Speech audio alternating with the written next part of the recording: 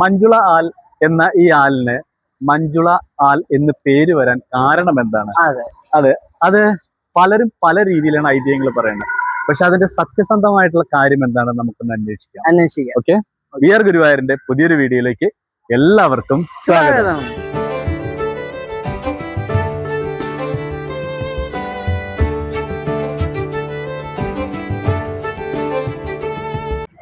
മഞ്ജുളാൽ എത്ര വർഷമായിട്ട് ഇവിടെ ഉണ്ട് എന്ന് അന്വേഷിച്ചു കഴിഞ്ഞാല് ഗുരുവായൂരപ്പൻ ഉള്ള കാലത്തോളം, അതായത് ഉണ്ടായ കാലം മുതൽക്ക് ഇവിടെ മഞ്ജുളാലുണ്ട്.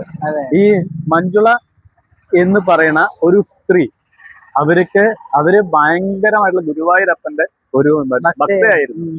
അങ്ങനെ അവര് സ്ഥിരം ഗുരുവായൂരപ്പന് മാല കെട്ടി ഭഗവാന് സമർപ്പിക്കാൻ വേണ്ടിയിട്ട്. അപ്പൊ എന്നും അതുപോലെ തന്നെ ഗുരുവായൂരപ്പന് മാല കെട്ടുമായിരുന്നു, സമർപ്പിക്കുകയായിരുന്നു. അങ്ങനെ ഒരു ദിവസം അവർക്ക് മാല ചാർത്താൻ പറ്റിയില്ല. കാരണം അവിടെ ആ മാല കെട്ടി അമ്പലത്തിൽ എത്തിയപ്പോഴേക്കും അമ്പലം അടച്ചിരുന്നു, ലേറ്റ് ആയി പോയി. അപ്പൊ അവിടെ മാല കെട്ടിയിട്ട് അമ്പലത്തേക്ക് കൊണ്ടുവന്നപ്പോഴേക്കും ആ അമ്പലം അടച്ചിരുന്നു.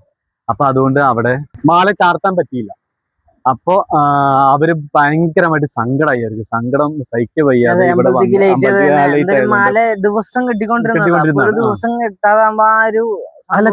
കൊണ്ടുവന്നു ചെന്നു. പക്ഷെ അടച്ചോണ്ട് കെട്ടിക്കൊണ്ടിരുന്ന കൊടുക്കാനായിരുന്നല്ലോ. ഒരു ദിവസം ലേറ്റ് ആയപ്പോ സങ്കടം, ഭഗവാന് സമർപ്പിക്കാൻ പറ്റിയില്ല. അപ്പൊ അതിൽ ഭയങ്കര സങ്കടമായപ്പോ, അങ്ങനെ സങ്കടത്തോടെ നിൽക്കുമ്പോഴാണ് നമ്മുടെ ഗുരുവായൂരപ്പന്റെ ഭയങ്കര ഭക്തനായിട്ടുള്ള പൂന്താനത്തെ കണ്ടത്. അപ്പൊ അദ്ദേഹത്തിനോട് കാര്യം പറഞ്ഞു, അങ്ങനെ ഞാൻ എന്നും മാല കെട്ടിയിട്ട് ഭഗവാന് സമർപ്പിക്കുന്നതാണ്. ഇന്ന് ഞാൻ ചെന്നപ്പോഴേക്കും നട അടച്ചുപോയി, എന്ത് ചെയ്യാന്നുള്ള സങ്കടത്തിൽ അന്നൊക്കെയായിരുന്നു. അന്നേരം പൂന്താനം പറഞ്ഞു, എന്താ പറയാ, നമ്മുടെ ഒരു ആൽമരത്തിന്റെ ചോട്ടിൽ ഒരു കല്ലുണ്ട്, ആ കല്ലിന്റെ മുകളിൽ സമർപ്പിച്ചാൽ മതി, അത് ഭഗവാന് കൊടുത്തതിന് തുല്യമാണെന്ന് പറഞ്ഞു. അങ്ങനെ ഇവിടെ വന്നിട്ടാണ് സമർപ്പിച്ചത്. അത് മഞ്ജുള ഈ ആലിന്റെ ചോട്ടിൽ വന്നിട്ട് നന്നായി പ്രാർത്ഥിച്ചിട്ട് അവിടെ വെച്ചു എന്നാ പറയണത്. എന്നിട്ട് പിറ്റേ ദിവസം രാവിലെ ശ്രീകോവിൽ തുറന്നപ്പോ പൂജാരി ആടയാഭരണങ്ങള് അഴിച്ചു മാറ്റുമ്പോ ഒരു മാല മാത്രം എടുത്താൽ കിട്ടുന്നില്ല. അപ്പോ കാര്യം എന്താണെന്ന് അന്വേഷിച്ചപ്പോ ഗുരുവായൂരപ്പന്റെ ഭക്തൻ പൂന്താനമാണ് പറഞ്ഞത്, അത് മഞ്ജുള ചാർത്തിയ മാലയാണ്, അതുകൊണ്ടാണെന്ന്. അത് അങ്ങനെ ഒരു ഐതിഹ്യമാണ് അതിനകത്ത്. അങ്ങനെയാണ് ഈ മഞ്ജുള ചാർത്തിയ മാല ഈ ആൽച്ചോട്ടിൽ ആയതുകൊണ്ടാണ് മഞ്ജുള ആൽ എന്ന് ഈ ആലിന് പേര് വന്നത്. അതാണ് ശരിക്കുള്ള ഐതിഹ്യം എന്ന് പറയുന്നത്. അതാണ് അതിന്റെ ചരിത്രം എന്ന് പറഞ്ഞത്. ഈ മഞ്ജുള ആൽ എന്ന് പറയുന്നത് മഞ്ജുള ആയതുകൊണ്ടാണ് മഞ്ജുള വരുന്നത്. അങ്ങനെയാണ് ഇതിന്റെ കണക്ഷൻ. അതെ. അതുപോലെ തന്നെ ഈ ആലിന് ആലിന്റെ മുകളിൽ പിന്നെ ഒരു ഗരുഡൻ വന്നു. പിന്നെ ഗരുഡനെ അവിടെ സ്ഥാപിച്ചു.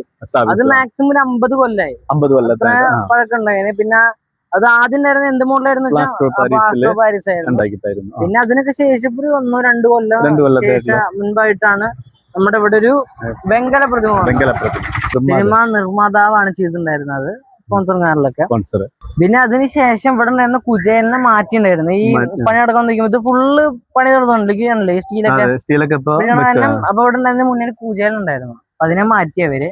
പിന്നെ അത് കുറെ കഴിഞ്ഞ് എല്ലാവരും സംസാരവും കാര്യങ്ങളൊക്കെ കഴിഞ്ഞപ്പോ വെക്കണമെന്നായി. പിന്നെ ഇവിടുത്തെ കുറെ സമരമൊക്കെ ചെയ്ത് വെക്കണമെന്നായി. പിന്നെ അങ്ങനെ ചിച്ചിട്ടാണ് പിന്നെ ഒരു നമ്മുടെ കുചേലനെ വെച്ചിട്ടുണ്ട്. കരിങ്കൽ പ്രതിമ. അതായത് കാരണം ആദ്യം ഇവിടെ ഒരു കുചേല ഉണ്ടായിരുന്നു. അപ്പൊ അത് ഇതേപോലെ തന്നെ കാലപ്പഴക്കം വന്നതുകൊണ്ടും അതിന് ഓരോരോ പ്രശ്നങ്ങൾ വന്നതുകൊണ്ട് അത് എടുത്തു മാറ്റിയതാണ്. അത് എടുത്ത് മാറ്റിയിട്ട് പിന്നെ ഈ കുചേലിനെ വെക്കാൻ കുറച്ച് താമസം എടുത്തു. അപ്പൊ അത് ആൾക്കാർ ഇനി വെക്കില്ലായിരിക്കോ, എന്താ വെക്കാത്തത്, അങ്ങനെയൊക്കെയുള്ള ഭയങ്കര പ്രശ്നം. പക്ഷെ ഇതിന്റെ പണി നടന്നുകൊണ്ടിരിക്കുകയായിരുന്നു. അതിന്റെ പണി പൂർത്തിയായതിനു ശേഷമാണ് അത് വെച്ചത് ഇവിടെ. അപ്പൊ അങ്ങനെയൊക്കെയാണ് ഈ മറ്റെന്താ പറയാ മഞ്ജുളാല് എന്ന് പറഞ്ഞ ഈ ആളിന്റെ ഐതിഹ്യം എന്ന് പറയുന്നത്. അപ്പൊ എന്താ വെച്ചിട്ടുണ്ടെങ്കിൽ ഇവിടെ വരുന്ന ആൾക്കാർക്ക് ഒരു സ്വാഭാവികമായിട്ട് ഗുരുവായൂർ അമ്പലത്തിലേക്ക് ആദ്യം വരുന്ന ഒരു വ്യക്തിക്ക് അറിയാൻ പറ്റും, ഈ മഞ്ഞളാലിന്റെ അവിടെ വന്നാൽ നേരെ ഗുരുവായൂർ അമ്പലമാണ്. പിന്നെ അതാണ് അതിന്റെ ഒരു. മഞ്ഞളാലിന് വേറെ പ്രത്യേകം ഉണ്ട്. ചിങ്ങമാസത്തിൽ ഇവിടെ ചിങ്ങം 1-ാം തീയതി മഞ്ഞളാൽത്തറ മേളുണ്ട്. എന്റെ ആശാണ് ഗുരുവായൂർ ജയപ്രകാശ് ആശാന്റെ നേതൃത്വത്തിലാണ് അവിടെ മേള ഉണ്ടാവാറുള്ളത്.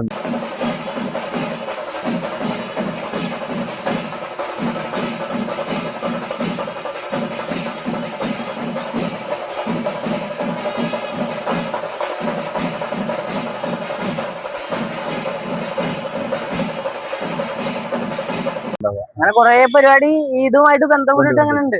കുറെ പരിപാടികളൊക്കെ ഉണ്ടല്ലേ.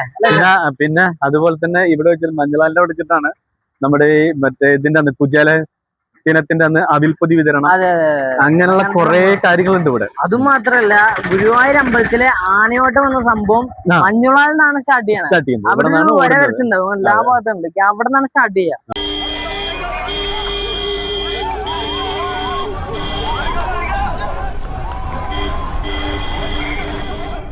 അതെ, അവിടുന്ന് അല്ലേക്ക് ഒരു വെള്ള വര കാണാം എല്ലാ ഭാഗത്തായിട്ട്. ആ വര അവിടെ നിൽക്കും ആന. അവിടെ നിന്നാണ് പിന്നെ അങ്ങനെ ആദ്യം പാപ്പന്മാര് പോയിട്ട് മറ്റേതില്ലേ കുളത്ത് മണി അത് കൊണ്ടുപോയി ആദ്യം കെട്ടി പിന്നെ ഒറ്റ ഓട്ടം. ഭയങ്കര മത്സരമൊക്കെ എല്ലാരും വരിക, അടിപൊളി കാഴ്ചകളല്ലേ. പിന്നെ ഇപ്രാവശ്യത്തെ ആനയുടെ നമ്മൾ തകർക്കും. അത് മാത്രല്ല ചിങ്ങം 1-ാം തീയതി ഇനി ഇവിടെ മഞ്ജുളാൽത്ര മേളം ഉണ്ട്. അത് മറ്റേ എന്താ പറയാ, കഴിഞ്ഞ പ്രാവശ്യം ഉണ്ടായിരുന്നത് 201 ആൾക്കാരായിരുന്നു. അതിന്റെ മുന്നത്തെ പ്രാവശ്യം ഉണ്ടായി. ഇനി വരാൻ പോണത് എത്ര പേരാണെന്ന് ഒന്നും പറയാൻ പറ്റില്ല.